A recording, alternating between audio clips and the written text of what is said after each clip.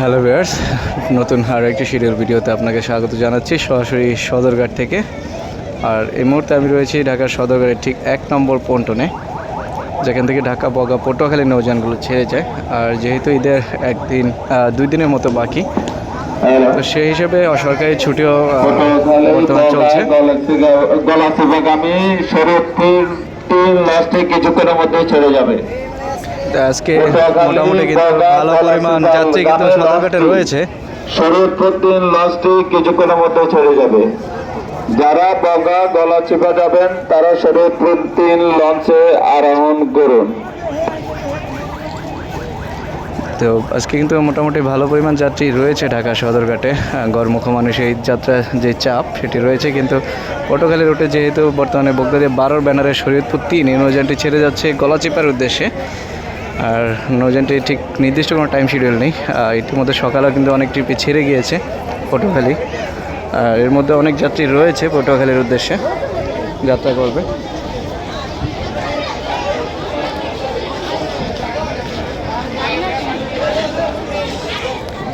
তো ভালো পরিমাণ যাত্রী থাকা সত্ত্বেও ভালো কোনো লঞ্চ না থাকা অনেক যাত্রী এখনও ঘাটে অপেক্ষা করছে। হয়তো বড় কোনো নৌযান ঘাটে আসা মাত্রই তারা আবার উঠে পড়বে। এই ছিল পটুয়াখালী নৌ রুটের এই মুহূর্তে যে অবস্থাটা ঢাকা সদরঘাট থেকে। আর ঢাকা সদরঘাটের 1 নম্বর, 2 নম্বর, 3 নম্বর এই 3টি পন্টন থেকেই কিন্তু পটুয়াখালী নৌযানগুলো প্রতিনিয়ত ছেড়ে যায় ঈদ স্পেশাল ট্রিপ এবং রেগুলার ট্রিপে। আর আমি যদি একটু দেখানোর চেষ্টা করি, কর্ণফুলী 12 এই নৌযানটি ঢাকা থেকে সরাসরি বেতুয়ার উদ্দেশ্যে ছেড়ে যাচ্ছে। মোটামুটি ভালো পরিমাণ যাত্রী রয়েছে। আর ডে সার্ভিসে নির্দিষ্ট কোনো টাইম শিডিউল না থাকায় এই মুহূর্তে যাত্রী হাউসফুল হয়, কিন্তু লঞ্চটি ব্যাগার দিয়ে চলে যাচ্ছে।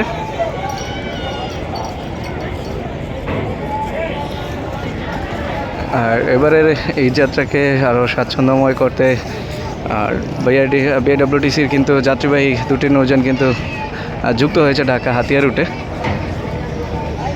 সেটিও হয়তো বা গতকাল ছেড়ে গিয়েছে। আজকে এই স্পেশাল ট্রিপে দেখা যায় কিনা সামনে গেলে বোঝা যাবে। আর এই মুহূর্তে যেই ফাঁকা অংশটি সেটি হচ্ছে ঢাকা বরিশাল রুটের নির্দিষ্ট পন্টনগুলো, যেটি কিনা 4, 5, 6, 7, 8, 7 পর্যন্ত ঢাকা বরিশালের নৌযানগুলো ছেড়ে যায়। আর বরিশালের ডে সার্ভিসের কোনো নৌযানেই এই মুহূর্তে কোনো নৌযানই লঞ্চঘাটে নেই। সবগুলো নৌযানই ইতিমধ্যে বরিশাল উদ্দেশ্যে ছেড়ে গিয়েছে এবং বরিশাল থেকে আবার ঢাকার উদ্দেশ্যে কিন্তু ব্যাক করছে অনেকগুলো নৌযানই, যেটি এয়ার খান রয়েছে। আরও দুঃখিত, এয়ার খান হচ্ছে পটুয়াখালীর, সেটিও কিন্তু ব্যাক করছে যেটুকু জানতে পেরেছি। এবার ছাড়াও বরিশালের নৌযানগুলো হয়তো বরিশাল ঘাট থেকে ইতিমধ্যে ছেড়ে এসেছে। বিকাল নাগাদ হয়তো আবার আমরা বরিশালের নৌযানগুলো দেখতে পাবো এখানে এই স্পেশাল ট্রিপ নিয়ে ছেড়ে যাওয়ার জন্য ঘাট প্লেস করবে। আর বরিশালে মোটামুটি ভালো পরিমাণ যাত্রী কিন্তু ইতিমধ্যে অপেক্ষা করছে, যেহেতু ঘড়িতে সময় এখন দুপুর 1:30 মিনিটের কাছাকাছি। সোজা ডান দিকে শেষ মাথায় চলে যান, সেখানে আমাদের পটুয়াখালী লঞ্চগুলো আসবে কিছু সময়ের মধ্যেই। এবারে 4, 5, 6 নম্বর পন্টনে বরিশালের লঞ্চগুলো আসবে। এখন বরিশালের লঞ্চ নাই, ধৈর্য সহকারে অপেক্ষা করতে হবে। বিআইডব্লিউটি থেকে জানানো হচ্ছে যে ঠিক যেমনটা বলছিলাম এতক্ষণ,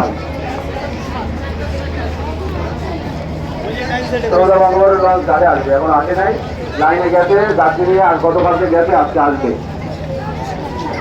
আর এদিকে রয়েছে ভান্ডারিয়ার উদ্দেশ্যে যারা বরিশাল যাবেন আপনারা টার্মিনালের অভ্যন্তরে কি অবস্থান নেন, আপনাদের লঞ্চ আসলে সাথে সাথে মাইকে জানিয়ে দেওয়া হবে। বরিশালের এখন কোনো লঞ্চ ঘাটে নেই। রাজদূত প্রাইম নৌযানটি ছেড়ে যাবে, নির্দিষ্ট টাইমটি হচ্ছে সন্ধ্যা 7টা, সরি। তবে যাত্রী পরিপূর্ণ হলে তার আগেও ছেড়ে যেতে পারে। বুকিং নাম্বারটি দেওয়া রয়েছে। এদিকে রয়েছে ভান্ডারিয়ার আরও একটি নৌযান টিপু 12, যেটি আজকে ছেড়ে যাবে।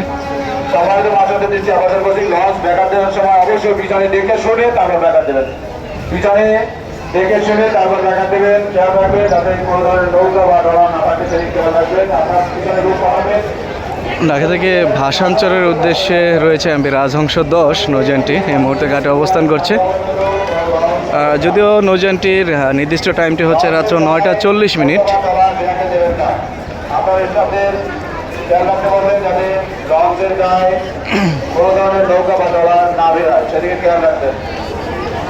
ঢাকা থেকে বরগুনার যে নৌযানটি এই মুহূর্তে মোটামুটি অনেকটাই পরিপূর্ণ দেখা যাচ্ছে। এমবি পূবালী 1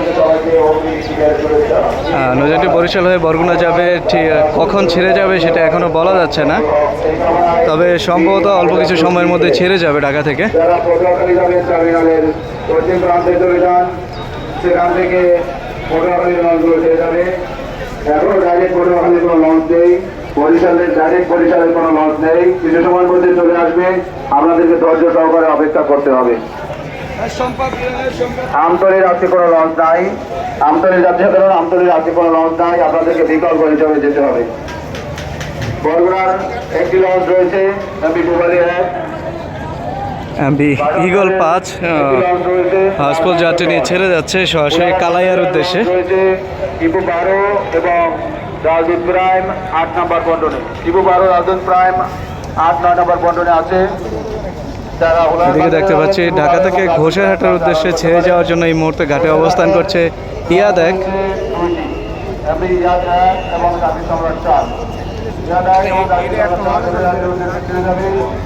তবে সরকারের সবচেয়ে ভালো লাগার আজকে যে বিষয়টি, মানুষ একটা কথা আছে না যে দুর্ঘটনা হওয়ার পর টনক নড়ে সবার, সেই কথাটি আজকে সত্যি যে গতকালকে ঠিক মর্মান্তিক একটি দুর্ঘটনা আমার জাকির সম্রাট 3-এর, সেটির পর আজকে দেখা যাচ্ছে কোস্টগার্ডের মোটামুটি ভালো পরিমাণ টহল জোরদার করা হয়েছে যেন ওই পার থেকে অর্থাৎ ক্যানিগঞ্জ সাইড থেকে কোনো ট্রলার যেন লঞ্চে না ভিড়তে পারে সেটার জন্য টহলে রয়েছে নৌ পুলিশ।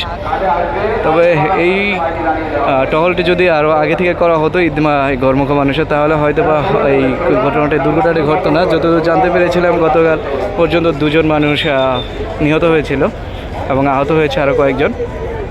সেটির মূল কারণ ছিল কেরানীগঞ্জের যে ট্রলারগুলো রয়েছে সেই ট্রলারগুলো দিয়ে এসে অনেক যাত্রী কিন্তু লঞ্চে সরাসরি ওঠার চেষ্টা করে, যেখানেই এই দুর্ঘটনাটা হয়েছিল।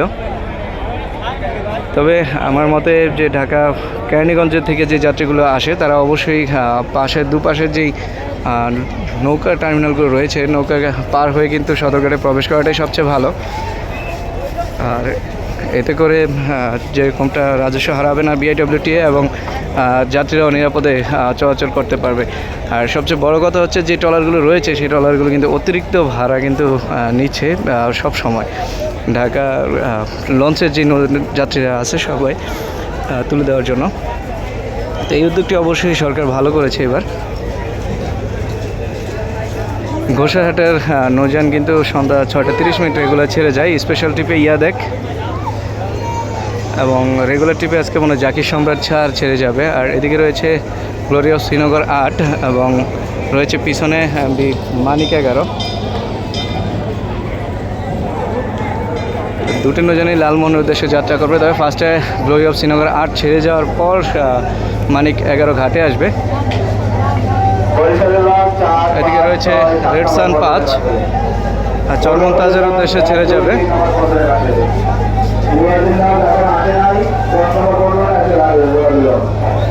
চরমন্তাজের নৌযানটি সম্ভবত যে কোনো সময় ছেড়ে যাবে, কারণ মোটামুটি অনেক ভালো পরিমাণ যাত্রী দেখা যাচ্ছে আজকে।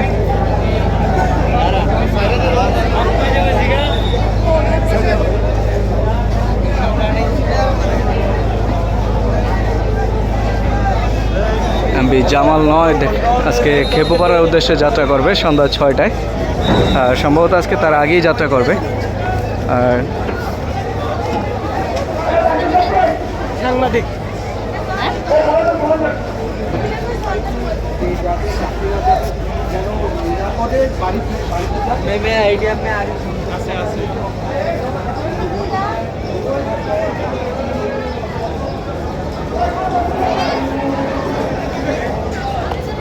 সদরঘাটে বিআইডব্লিউটিএ এবং অন্যান্য গণমাধ্যম কর্মী এবং যারা দায়িত্বে রয়েছেন তারা পরিদর্শন করছেন এই মুহূর্তে।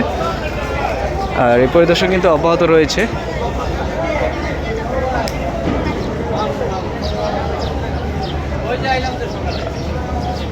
আর এই মুহূর্তে যেটি রয়েছে ঢাকা থেকে মতলবের উদ্দেশ্যে নাইমিম 2 এই নৌযানটি ছেড়ে যাবে সম্ভবত দুপুর 2টা নাগাদ, যেহেতু এই রুটের যাত্রী সংখ্যা অতটা নেই, তো হয়তো নির্দিষ্ট টাইম দুপুর 2টায় ছেড়ে যাবে ঢাকা থেকে। আর এদিকে দেখতে পাচ্ছি আজকে এমভি সম্পদ রয়েছে বিকাল, যদিও নৌযানটি রেগুলার ছেড়ে যাওয়ার সময় হচ্ছে বিকাল 4টা, আর তার আগের ট্রিপ এমভি কর্ণফুলীর সেটিও রয়েছে ঘাটে। ঠিক আছে স্যার, যে সকল লঞ্চে যাত্রীতে পরিপূর্ণ হয়েছে আপনারা দ্রুত ঘাট ত্যাগ করুন। যে সকল লঞ্চ যাত্রীতে পরিপূর্ণ হয়েছে আপনারা দ্রুত ঘাট ত্যাগ করুন। রেশন বাসের মাথা চাপ, আমার লঞ্চ যাত্রীতে পরিপূর্ণ হয়েছে, আপনি দ্রুত ঘাট ত্যাগ করুন। মোবাইল যাত্রীতে পরিপূর্ণ হয়েছে, আপনারা ঘাট ত্যাগ করুন। রেশন বাস কর্ণফুলী 10 আজকে ছেড়ে যাবে, সম্ভবত কর্ণফুলী 3-এর টাইম শিডিউলে।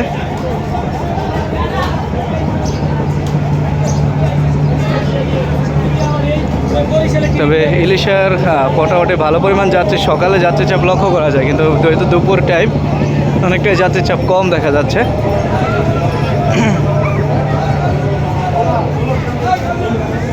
ইলিশার উদ্দেশ্যে ঠিক সম্ভবত একটা আজকে 1:30টার দিকে আপনার ছেড়ে 1:30টার সময় তরঙ্গ 7 ছেড়ে গেল ইলিশার উদ্দেশ্যে, এবং তার ঠিক আগে একটা 30 মিনিটে ছেড়ে গিয়েছে চাঁদপুর উদ্দেশ্যে এমভি ময়ূর 7, এবং 2টা 30 মিনিটে ছেড়ে যাওয়ার জন্য ঘাট প্লেসে অবস্থান করছে এমভি ঈগল 4, একটি নৌযান।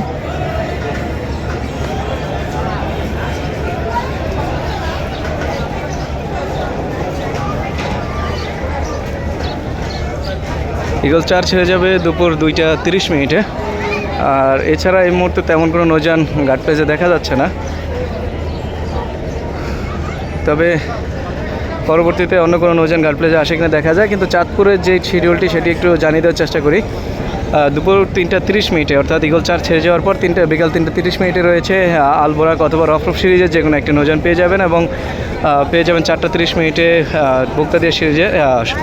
মুক্তাদিয়া সিরিজের অথবা অন্য কোনো নৌযান, এবং 5টা 30 মিনিটে সোনারতরী সিরিজের যে কোনো একটি নৌযান, এবং 6টা 30 মিনিটে 7টা 45 মিনিটে রয়েছে। এই টাইমগুলো রেগুলার টাইম।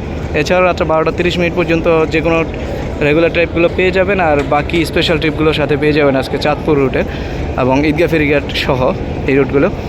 তো এই ছিল আজকের মতো সদরঘাট থেকে লঞ্চ শিডিউল ভিডিওটি। পাশে থাকার জন্য সকলকে ধন্যবাদ, এবং অবশ্যই সকলে ঈদযাত্রা শুভ হোক। অবশ্যই সবাই সাবধানে চলাফেরা করবেন। ধন্যবাদ সকলকে।